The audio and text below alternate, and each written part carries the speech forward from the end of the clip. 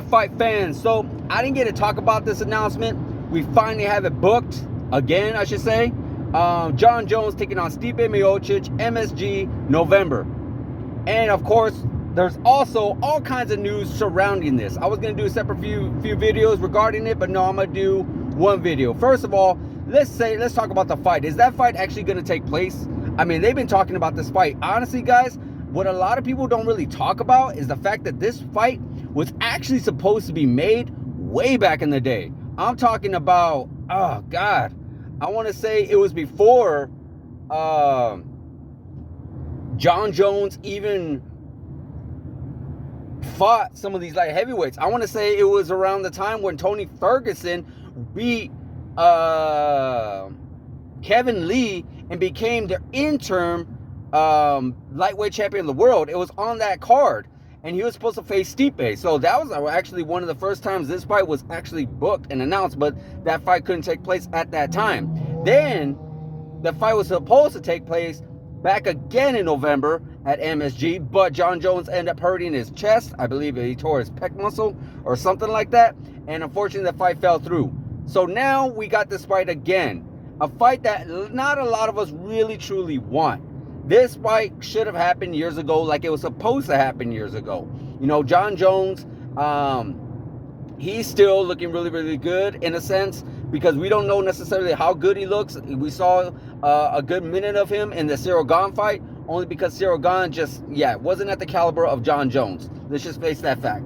Then also, you got Stipe Miocic, who has not got a fight or want to fight since he got knocked out by Francis Ngannou back in 2021. So man, this is actually really, really unfortunate that we're getting this fight this late. You know, we don't know what we're gonna get. It could be possible that this fight could be one hell of a fight, and it could make all of us very, very happy, or it could just be these two old men in like this grudge match type fight, and it just, I don't know. But is it actually gonna happen? Well, I really do hope so. More importantly, I hope the undisputed heavyweight championship of the world takes place that night.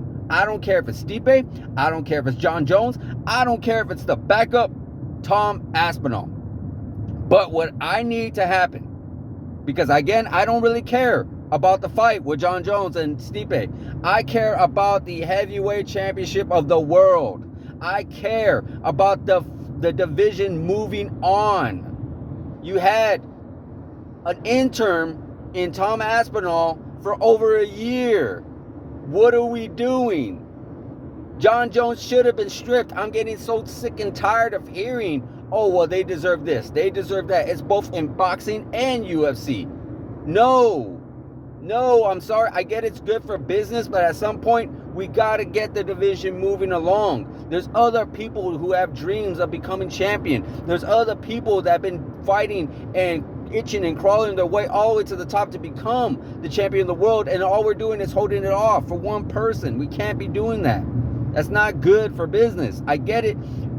If it was maybe something where like it was going to be such a big blockbuster fight that you definitely do not want to put that fight in jeopardy whatsoever, so you got to do whatever you got to do to make sure that fight happens, understandable. But you held the heavyweight championship of the world hostage for a fight that we don't even really want to see.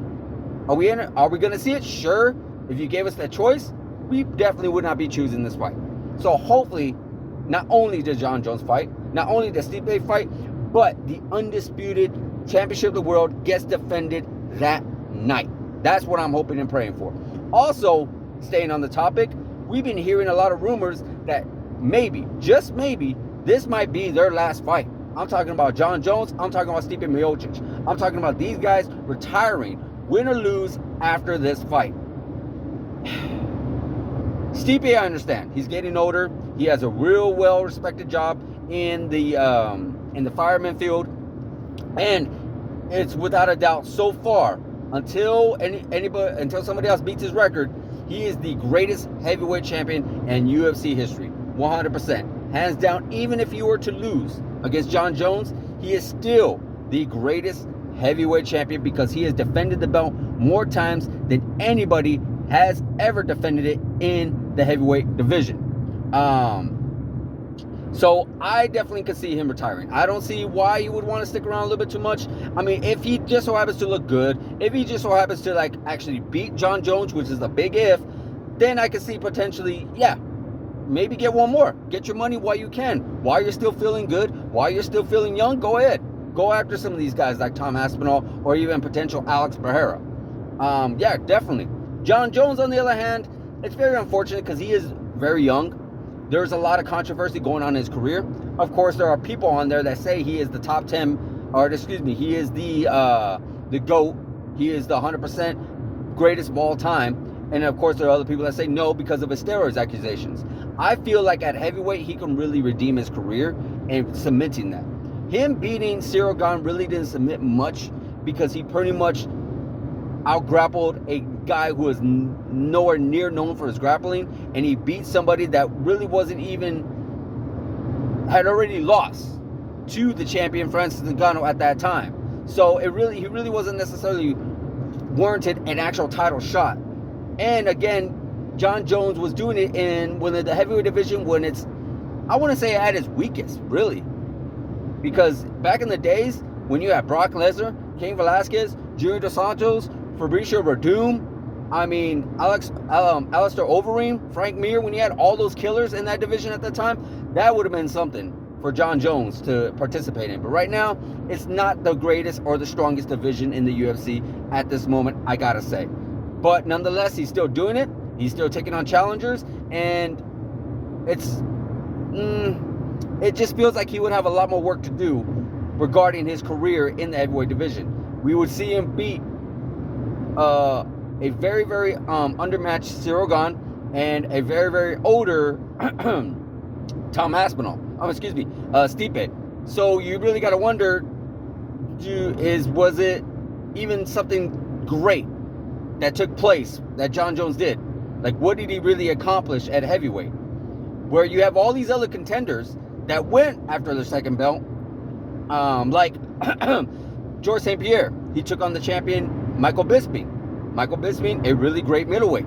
You know, odds weren't really 100% in Georges St. Pierre's favor, and he was off from, taking a long layoff himself and such like that. No, Michael Bisping probably wasn't the most greatest, strongest middleweight of all time, but definitely very dangerous, very, very, somebody you don't want to take lightly. I mean, yeah, you definitely, when it comes to Michael Bisping, you really, really want to be on your A game. Because, yeah, he is extremely, extremely good at all-around MMA, 100%. I guess you could put it when it comes to kickboxing, wrestling. I mean, the guy became champion by accident. Let's put it that way. You look at Conor McGregor. When he moved up, he fought Eddie Alvarez. Eddie Alvarez was a very tough competitor as well. Eddie Alvarez was very dangerous. He was pretty much running through the lightweight division at that time as well. So, it's just, there's a lot of guys that did it and went after that second belt and probably even stood in the division a little longer, to show like, hey, I'm not just going against some of these guys that are undermatched or older. I'm going against the best. So for John Jones to say he wants to retire after these two fights, it's just, it's very, very, how would I say it? It's something that, yeah, I really feel like he should not do, because it just leaves, it leaves us wanting more of John Jones to really see how good he is at heavyweight, because we're really never going to see how good he is at heavyweight, all seriousness. We're not going to see him fight a really good, on his A game, young, hungry heavyweight. He did that at light heavyweight, no question.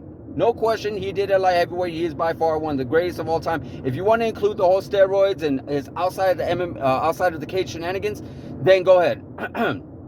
But he still is 100% the greatest light heavyweight of all time. He took on all comers from the past, the present, and the future. No question. But as far as the heavyweight division goes, yeah, it's going to take some doing. It's going to take some doing, and him retiring a little too young, a little too early, I don't agree with it. But again, it's their call. Tom Aspinall just so happens to be the backup fighter in this fight, which we all agree Tom Aspinall should be in the fight in general. Why? Because he is he is the interim heavyweight champion of the world. How is the interim the backup fighter? Well, I don't understand. He's the one that should be fighting. So it's all confusing, and that's what I said in the beginning. I just want the undisputed championship of the world defended. That's what I want. I don't want to hear, oh well, this guy got hurt, so we're gonna have Tom Aspinall defend his interim belt. Like, no.